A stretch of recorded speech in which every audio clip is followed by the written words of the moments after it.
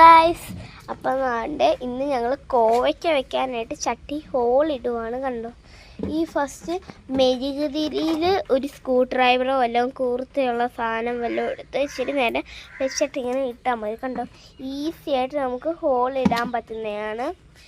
ഈ കോവയ്ക്ക വള്ളി ഉണ്ടായിരുന്നു, അതുകൊണ്ടാണ് ഈ രണ്ട് ചട്ടി വെക്കാമെന്ന്. അപ്പം അടുത്തത് ഞങ്ങൾ ഇതിൻ്റെ അകത്ത് നിറയ്ക്കാനായിട്ട് കരിയില കുറച്ച് ചെയ്തിട്ടുണ്ട്. ഇതിൻ്റെ അകത്തോട്ട് നമ്മൾ ഇട്ട് കൊടുക്കുന്നുണ്ട്. രണ്ടെണ്ണത്തിൻ്റെ അകത്തോട്ട് വീതിച്ചിട്ട് കൊടുക്കും.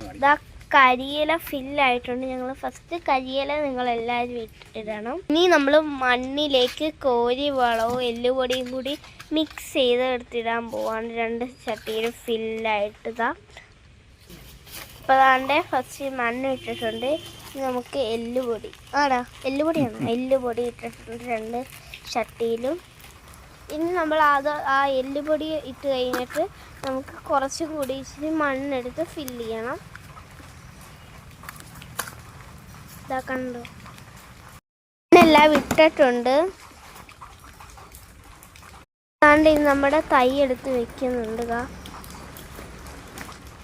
ഒരു ചട്ടി വെച്ചിട്ടുണ്ട്. രണ്ടാമത്തെ ചട്ടിയിലായിട്ട് വെക്കാനായിട്ട്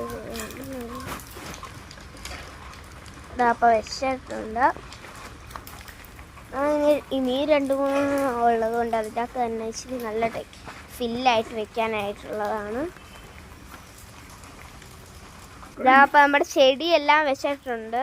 പിന്നെ ഇച്ചിരി മഴയായിപ്പോയി. ഇനി അടുത്ത വീഡിയോ ബാലൻസ് വീണ്ടും വരുന്നതാണ്. നിങ്ങൾക്ക് എല്ലാവർക്കും ഈ വീഡിയോ ഇഷ്ടപ്പെട്ടെങ്കിൽ ലൈക്കും ഷെയറും സബ്സ്ക്രൈബും ചെയ്യണം.